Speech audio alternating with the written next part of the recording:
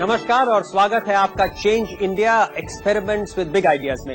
ये एक ऐसा शो है जिसमें हम नए सुझावों की तरफ की ओर चर्चा करते हैं जो देखने में सुनने में तो बहुत सरल लगते हैं लेकिन उनका प्रभाव बहुत ज्यादा हो सकता है। तो आज जो चर्चा का विषय है वो है कि किस तरह से अपनी न्याय प्रणाली को चेंज करें कि उसमें एक ऐसा सेल्फ लिमिटेशन ले आए कि जो भी नया कानून हिंदुस्तान में बने उस कानून का एक फाइनाइट एंड पॉइंट हो कि वो 10 साल का बने या 7 साल का बने या 12 साल का बने। इससे क्या होगा कि संसद बाध्य हो जाएगा, एक अनिवार्य रूप से देखेगा कि किस तरह वो उस लॉ को बदले।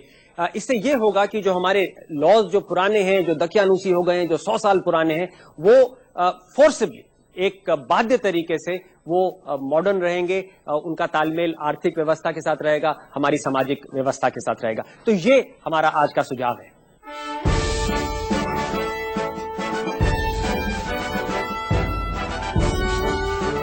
भारत की टेलीकॉम और रेडियो नीतियां आज भी 129 साल पुराने 1885 में बने इंडियन टेलीग्राफ एक्ट से ही तय होती हैं। कन्या भ्रूण हत्या के चुनिंदा मामलों में आज भी 1971 के गर्भपात कानून का इस्तेमाल किया जा सकता है। 1984 के फैक्ट्री एक्ट के मुताबिक पीकदानों के अलावा फैक्ट्री में आप कहीं भी थूक नहीं सकते। ऐसा करने पर कानून आपको सिर्फ 5 रुपए तक का हर्जाना भरना पड़ सकता है। भारतीय दंड संहिता की धारा 375 शादी के बाद बलात्कार को अपराध नहीं मानती है। देश के हजारों बेतुके और तकियानूसी कानूनों में से ये तो सिर्फ 4 नमूने हैं। तेजी से बढ़ते देश में ये तकियानूसी कानून विकास के रास्ते में रोड़ा बन सकते हैं। हमारा बिग आइडिया है कि हर कानून की तय समय सीमा में समीक्षा बेहद जरूरी है ताकि भारत में न्याय प्रक्रिया बदलते वक्त के साथ चल सके। तो हम ये सुझाव दे रहे हैं कि सबसे पहले कानून की समीक्षा के लिए समय सीमा तय की जाए, खासकर कानून बनने के 10 से 15 साल के अंदर ऐसा हो। दूसरा, कानून की अनिवार्य समीक्षा की समय सीमा से 18 महीने पहले ऑडिट की प्रक्रिया शुरू की जाए। और तीसरा सुझाव यह है कि कानूनी ऑडिट संबंधित संसदीय कमेटी से कराए जाए, लेकिन बाहरी विशेषज्ञों की राय और सार्वजनिक सुनवाई अनिवार्य हो। इस आइडिया पर बात करने के लिए दिल्ली से सैटेलाइट लिंक के जरिए जुड़ रहे हैं गोपाल सुब्रमण्यन, जो कि सुप्रीम कोर्ट के वरिष्ठ वकील हैं और पूर्व सॉलिसिटर जनरल ऑफ इंडिया रह चुके हैं। स्टूडियो में हमारे साथ हैं एम आर माधवन, जो PRS लेजिस्लेटिव रिसर्च संस्था के प्रेसिडेंट हैं। इनकी संस्था ने संसद की कार्यवाही की मॉनिटरिंग का शानदार काम किया है। और इन सब के साथ हमारे धीरज नैयर हैं, जो कि नेटवर्क 18 के थिंक इंडिया फाउंडेशन के CEO हैं। तो ये पहला जो सवाल है गोपाल, मैं आपके पास आना चाहूंगा। ये जो हमने सुझाव दिया है, क्या ये प्रैक्टिकल है, क्या ये अच्छा है, डुएबल है, इसका कोई इंटरनेशनल प्रेसिडेंट है? मैं कहना चाहता हूं कि जो भी नीति है उसको संशोधन करने में किसी भी प्रकार की बाधा है ही नहीं, और संवैधानिक रूप में बल्कि ये कर्तव्य बनता है कि समय के अनुकूलता को मानकर और जो भी सामाजिक कर्तव्य है उसको दृष्टि में रख के आपको संशोधन करना ही चाहिए, बल्कि यही प्रथम लक्ष्य है। और ये बिल्कुल हो सकता है, और हमारे विचार में हर 7 साल प्रत्येक जो भी कानून है उसकी समीक्षा होनी चाहिए, उसके ऊपर पुनः विचार होना चाहिए और उसका संशोधन होना चाहिए। कुछ लोग ये कहेंगे गोपाल कि आप जब 7 साल कहते हैं, आज स्थिति ऐसी है हमारे संसद में कि सालों साल तक नए लॉ जो हैं वो नहीं बनाए जा सकते हैं। तो अगर हम 7 साल का एक साइकिल लगा देंगे संसद में, कहेंगे कि जितने भी हमारे कानून हैं उनको 7 साल के बाद कंपल्सरली रिव्यू करिए, तो क्या ये इम्प्रैक्टिकल नहीं होगा आज की संसद की स्थिति देखते हुए? देखिए, बात यह है कि कहीं न कहीं से तो आपको प्रारंभ करना ही पड़ेगा जी। ये कठोर सत्य है, लेकिन हमको समझना ही चाहिए कि जो पार्लियामेंट है, जो हमारी लेजिस्लेचर है, उसकी प्राथमिक भूमिका जो है वो लॉ मेकिंग है जी। और यदि बनाने से वो अपने आप को जो है वंचित रखते हैं, तो आप समझ लीजिए कि जो भी कर्तव्य संविधान ने उनको दिया है उससे वो पीछे हट रहे हैं। तो इसलिए हम लोगों को एक पब्लिक प्रेशर पे, पब्लिक ओपिनियन में, पब्लिक डिबेट में उनसे ये अवश्य आग्रह करना पड़ेगा कि हर जो व्यक्ति एक ऐसे जगह पे पहुंचता है, सांसदीय बनता है, तो उसको ये कार्य लेना ही चाहिए। ये सब देश में ये होता है, मैं आपको बताना चाहता हूं कि कनाडा में एक एक लेजिस्लेटर जो है लॉ मेकिंग के लिए 2 लॉ रिसर्चर्स रखता है। इतना ही नहीं, ही स्पेंड्स एटलीस्ट 160 घंटे वो पढ़ाई करता है जब तक वो आके वहां पे उसके ऊपर कोई टिप्पणी दे। तो हम भी चाहते हैं कि हमारे यहाँ पे, और हमें पूर्ण विश्वास है कि हमारे सांसद में योग्यता भी है, बल है, आत्मशक्ति है, लेकिन हम लोगों को उनसे आग्रह करना बहुत ही आवश्यक है। जी, तो माधवन, गोपाल ने तो बताया कि किस तरह से संसद में उनको विश्वास है कि अगर ये बाध्य किया जाए तो होगा। आपने तो संसद को बहुत क्लोजली देखा है, क्या आपको लगता है कि जिस तरह से यहाँ पे स्टॉल होता है, संसद रोका जाता है, बंद हो जाता है, क्वेश्चन आवर के बाद स्थगित हो जाता है, तो अगर हम उस पर और बोझ डालेंगे कि आप हर लॉ को कंपल्सरीली रिव्यू करिए तो वो सब हो पाएगा? हो तो सकता है, तो उसके लिए थोड़े संसद में भी सुधार करने पड़ेंगे कि वो ज्यादा दिन बैठे और थोड़े कम स्टॉल करें। जी, पर अगर ये आप कंपल्सरी करेंगे तो शायद वो कर लें। जी, और आज कुछ 20-25% टाइम संसद लॉ मेकिंग पे करता है, उसको ज्यादा टाइम करना चाहिए। जी, और एक और बात है कि अगर आप जितने भी बिल्स देखते हैं संसद में जो पास होते हैं, उसमें लगभग आधे अमेंडमेंट बिल्स हैं। जी, तो वो लॉ को रिव्यू कर ही रहे हैं। जी, पर वो पीस मील कर रहे हैं कि ये 3 चीजें बदल रहे हैं, वो पूरा लॉ को एक साथ देख के नहीं कर रहे हैं। जी, तो उसी को थोड़ा अगर ज्यादा एफिशिएंट किया जाए तो आधा कम तो वहीं हो गया। जी, तो आधा कम तो हो ही रहा है। तो प्रणाली जो है कैसी रहेगी इसमें? स्टैंडिंग कमिटीज, पार्लियामेंट्री कमिटीज को आपको ज्यादा वक्त देना पड़ेगा, ज्यादा एक्सपर्टीज देनी पड़ेगी, उनको ज्यादा कमिटीज बनानी पड़ेंगी, ये सब कुछ करना पड़ेगा? जरूर। एक तो ज्यादा कमिटी शायद नहीं बनानी पड़ेगी। जी, पर आज स्टैंडिंग कमेटी के पास कितने रिसर्चर्स हैं? 0, एक भी रिसर्चर नहीं है। अच्छा, तो आपको स्टैंडिंग कमिटीज के बाद एक्सपर्ट रिसर्चर्स तो रखना ही पड़ेगा। जी, उनको काफी कई तरह से स्ट्रेंथन करना पड़ेगा। अब जैसे धीरज, ये तो हम कह रहे हैं कि अगर अब ये डंडा लगा दीजिए आप संसद पे, कहिए कि देखिए अब आपको ये करना ही करना है, तो आपके विचार से भी ये हो जाएगा? देखिए, कोई गारंटी तो नहीं है हो जाएगा, लेकिन अगर प्रेशर लगा तो हो सकता है।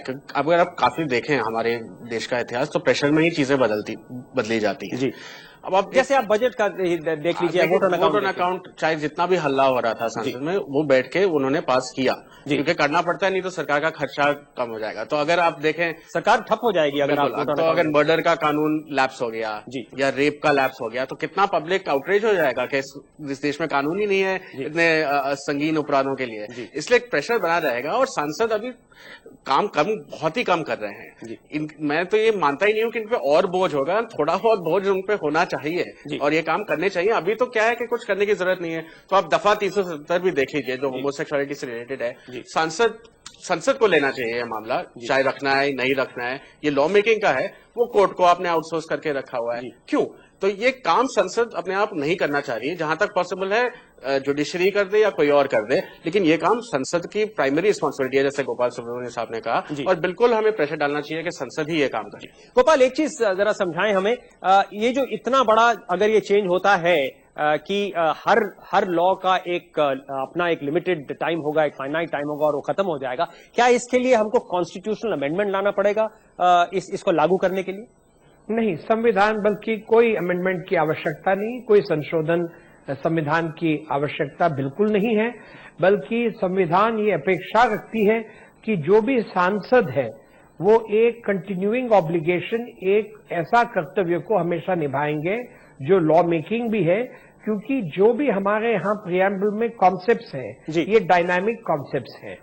क्योंकि ये डायनामिक कॉन्सेप्ट्स हैं, जैसे समता है, समानता है, शिक्षा है, डिग्निटी है, सोशल इक्वालिटी है, तो इसलिए लगातार ये करना ही चाहिए। तो क्या हमारे विचार में हमारा जो संविधान है, यही एक संविधान है पूरे विश्व में, जिसके ऊपर हम इतने गर्व के साथ कह सकते हैं कि एक कंटिन्यूइंग ऑब्लिगेशन इन्होंने पार्लियामेंट के ऊपर रखा है। तो किस तरह से ये होगा? माधवन, आप समझाइए कि सरकार का एक प्रस्ताव लेके आएगी, कहेगी कि अब से 1 अप्रैल इतने से या इस साल से जो भी हमारे लॉज हैं वो अब इतने समय के बाद कंपल्सरीली रिव्यू होंगे, नहीं तो लैप्स हो जाएंगे। तो क्या अगर संशोधन की जरूरत नहीं है तो सरकार को क्या माध्यम के थ्रू ये करना पड़ेगा? मैं पूछ लेता हूं गोपाल जी से भी कि ये पॉसिबल है क्या? एक नया बिल ला सकते हैं जिसमें अगर हम सेपरेट भी करना चाहते हैं जी, तो जितने भी आज के लॉस हैं उसके अलग अलग लिस्ट बनाए। अच्छा। और बोलेंगे ये वाले लॉस इस डेट को लैप्स होंगे, ये वाले इस डेट को होंगे जी, और इनमें 7 साल, इनमें 10 साल, इनमें 15 साल, जो भी चाहिए तो एक इन्वेंट्री के साथ एक नया एक्ट बना दे जो पुराने एक्ट को सुपरसीड करे उसके साथ, तो वो शायद हो सकता है। तो ये एक्सपर्ट तो गोपाल है, ये एक प्रणाली हो सकती है ना जी। गोपाल जल्दी बताएं, ये हो सकता है जो माधवन ने बताया? नहीं, माधवन जी ने जो कहा बिल्कुल हो सकता है, और बल्कि हमने ये प्रस्ताव सरकार के सामने जब हम सॉलिसिटर जनरल थे हमने ये रखा। हमने कहा कि जो भी पुराने लॉज हैं आप इनको क्लासिफाई कर लीजिए और इनके ऊपर आप तुरंत समीक्षा कर लीजिए। और जैसे मैंने कहा कि भाई 70 दिन में एक स्टडी ग्रुप या रिसर्च ग्रुप जैसे माधवन साहब और लोग हैं, हम सब लोग मिलके 70 डेज में we can read out all the old laws.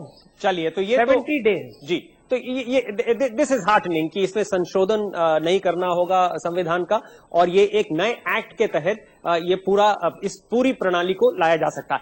एक बहुत ही पेचीदा सवाल ये है कि क्या हो अगर संसद उस तारीख में लॉ को ना बदल पाए, तो क्या हो, क्योंकि एक लॉ ही नहीं होगा। ये हम एक ब्रेक लेते हैं, ब्रेक के बाद जब आएंगे तो अब इस मुद्दे पे चर्चा करेंगे।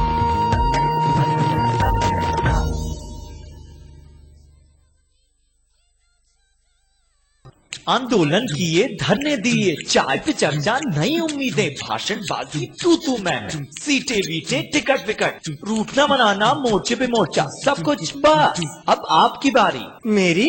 जी हाँ, वोट जरूर दीजिए, बेहतर भारत बनाइए।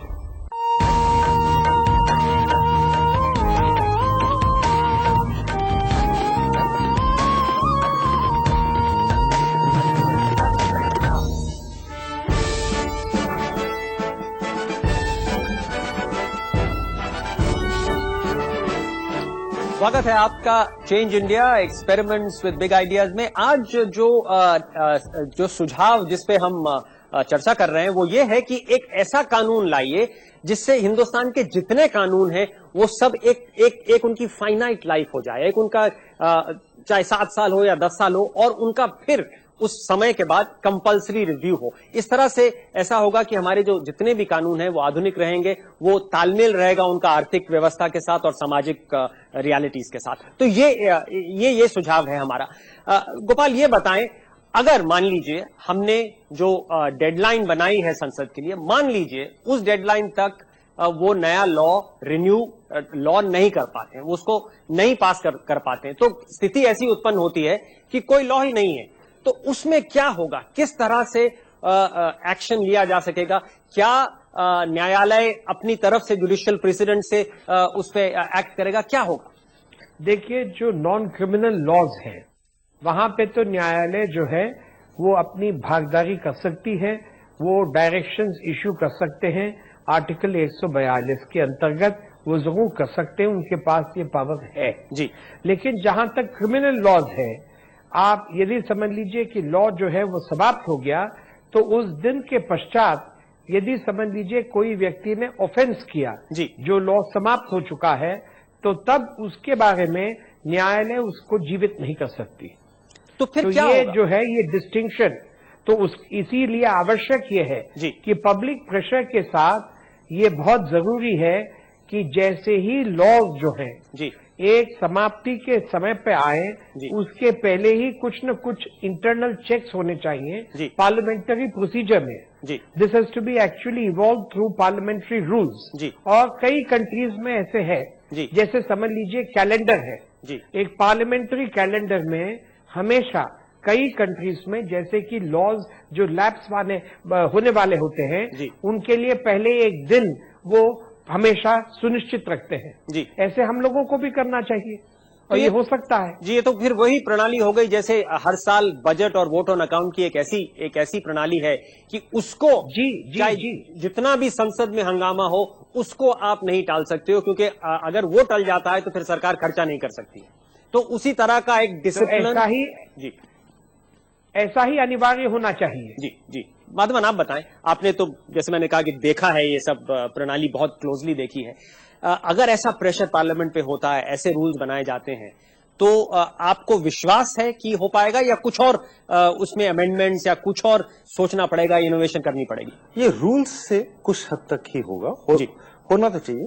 थोड़ी तो पार्लियामेंट को भी अपना बिहेवियर को इम्प्रूव करना पड़ेगा। जैसे कि मैं बोल रहा था मेडिकल काउंसिल ऑफ इंडिया का उसको एक सुपरसीड किया गया था बोर्ड से, उसका एक टाइम लिमिट था, टाइम लिमिट खत्म हुआ, ऑर्डिनेंस किया, ऑर्डिनेंस पास नहीं हुआ उसका जो बिल था, फिर ऑर्डिनेंस किया। आज कोई भी नहीं है। तो आज मेडिकल काउंसिल ऑफ इंडिया है जो पूरे डॉक्टर्स को रेगुलेट करता है, उसका बोर्ड या गवर्निंग बॉडी नहीं है आज के दिन में, क्योंकि पार्लियामेंट ने अपना काम नहीं किया। तो पार्लियामेंट को भी अपन पब्लिक प्रेशर पार्लियामेंट पे लाना चाहिए, बट पार्लियामेंट को भी अपना कर्तव्य पूरा करना चाहिए जो हमारी पार्लियामेंट नहीं कर पा रही है। जी। तो धीरज, आपने देखा है मेडिकल बोर्ड का एग्जांपल ले लीजिए। तो अब ये स्थिति ऐसी है कि खैर ये तो क्रिमिनल में शायद ना आए, तो इसलिए जैसे गोपाल ने कहा कि ये तो जुडिशियल इंटरवेंशन से हो सकता है, लेकिन सारा अब दारोमदार आ गया है पब्लिक प्रेशर पे, कि अगर पब्लिक प्रेशर रहता है तो पार्लियामेंट से हम उम्मीद करेंगे कि पार्लियामेंट जो है अपना दायित्व निभाएगा इसमें। नहीं, पब्लिक प्रेशर है, मीडिया है, सिविल सोसाइटी है, मतलब ऑर्गेनाइज प्रेशर भी हो सकता है, पब्लिक एट लार्ज का भी हो सकता है, और जैसे माधवन ने कहा रूल्स भी बदले जा सकते हैं। इसमें इतनी ज्यादा कठिनाई नहीं है जितनी हम देख रहे हैं। एक बार करके देखें, फिर आपको पता चलेगा कितने लॉस लैप्स होके नई अमेंड होते या नई रिवाइज होते। तो और ऐसा भी नहीं है कि हर लॉ को हर वक्त हर 7 साल में पूरी तरह बदलना पड़ेगा। कई लॉ हैं जो चलेंगे, ज्यादा भी चलेंगे। कई लॉ हैं जैसे आर्थिक विषयों के लॉ हैं, क्योंकि इकोनॉमी इतनी जल्दी ग्रो कर रही है, नई नई सिनारियो उत्पन्न हो रहे हैं, इसलिए इकोनॉमिक लॉज जो है शायद उनको रिवाइज करना ज्यादा जरूरी होगा 5 साल के इंटरवल में या 7 साल के इंटरवल में, 10 साल के इंटरवल में। कुछ और जैसे मर्डर हैं उनमें शायद पेनल्टी प्रोविजंस बढ़ा सकते हैं, लेकिन वैसे कोई फंडामेंटल चेंज जरूरी नहीं होगा शायद। एक बार जैसे पेनल्टी प्रोविजन की बात हो रही थी, उसमें जैसे हम देखते हैं कि 2000 का फाइन है, 3000 का फाइन है, तो मैं कई बार ये सोचता हूं कि एक फाइन जो 100 साल पहले रखा गया था, क्यों वो चला आ रहा है, क्यों ना उसको महंगाई के साथ बढ़ना चाहिए। हाँ, इन्फ्लेशन इंडेक्स क्यों नहीं कर सकते? बिल्कुल करना चाहिए, और उसको माधवन भाई मानेंगे कि इनबिल्ड कर दीजिए कि अमेंडमेंट की जरूरत ना हो। हाँ, उसको इनबिल्ड कर दीजिए, क्योंकि अभी क्या है कि इतने ज्यादा लॉस हैं, आपको हर चीज को अमेंड करना पड़ रहा है। उसकी जगह सब में कैटेगरी बना दो, कैटेगरी ए का है, बी का है, सी का है, और हर कैटेगरी का कितना है, और सिर्फ वो एक जो लॉ है जो हर कैटेगरी का बताता है उसको अमेंड कर देंगे, इन्फ्लेशन के लिए अपने आप हो जाएगा। जैसे voluntarily causing grievous hurt on provocation 1860 में 1860 2000 था आज कितना है? 2000 है। तो तब का 2000 सिंपल अरिथमेटिक कैलकुलेशन आपको बताती है शायद तब का 2000 आज का शायद करोड़ों में हो। और फैक्ट्रीज एक्ट में ये है कि हर फैक्ट्री को स्पिटून रखना चाहिए थूकने के लिए, और स्पिटून नहीं रखा तो फाइन, और स्पिटून के बाहर किसी ने थूका तो 5 रुपया देना पड़ेगा। लेबर की बात की, और राघव इसमें एक और बहुत ही इंटरेस्टिंग पॉसिबिलिटी है कि ये रिफॉर्म का भी एक तरीका बन सकता है। क्योंकि आपके अगर जो पुराने लॉ हैं ऑटोमेटिकली उनको रिन्यू करना पड़ेगा डिबेट करने से। लेबर लॉ जो फैक्ट्री वर्कर्स के लिए हैं, अगर उनको ऑटोमेटिकली रिन्यू कर तो डिबेट तो होगी ना, चाहे थोड़े बहुत चेंज होंगे, चाहे रेडिकल चेंज ना हो, हम फ्री मार्केट तक ना पहुंचे, लेकिन उनको डिबेट पार्लियामेंट को करना पड़ेगा, सोचना पड़ेगा, एक्सपर्टीज आएगी। तो ये जो काफी कानून है जो ऐसे पड़े हुए हैं क्योंकि कंट्रोवर्शियल हो सकते हैं, वैसे कानून भी आ जाएंगे आपको टेबल पे, आप बाध्य होंगे आप उनको देखने के लिए। गोपाल, मेरे पास आधा मिनट है, मैं आपने ये चर्चा सुनी अंत में जो यहाँ पे हुई, आपके फाइनल समरी हमें दे दीजिए आधे मिनट। हमारे विचार में कानून बदलना जो है बहुत ही आवश्यक है। कानून आप नहीं बदलेंगे तो जो न्याय प्रणाली है उसके ऊपर हमेशा एक चिन्ह लगा रहेगा। तो इसलिए जब तक कानून सही नहीं हो, जो भी धार्मिक या जो भी आपके यहाँ न्याय प्रणाली है वो संविधान के बिल्कुल अनुकूल नहीं रहेगा। तो इसलिए हमारा विचार है कि ये इसको प्रत्येक 7 साल में ये जैसे अनिवार्य तरीके से बजट पास किया जाता है, जैसे वोट ऑन अकाउंट होता है, ऐसे ही संसद को ये उत्तरदायित्व निभाना चाहिए। तो आपने सुना कि ये एक सरल चीज पढ़ने में तो सरल दिखती है, लेकिन एक बहुत ही प्रभावशाली पावरफुल चेंज हो सकता है। उम्मीद है कि जब नई सरकार आएगी तो इस प्रणाली को लगा पाएगी। मेरे गेस्ट का धन्यवाद और आपको भी धन्यवाद जो आप हमारे साथ इस शो में बने रहे।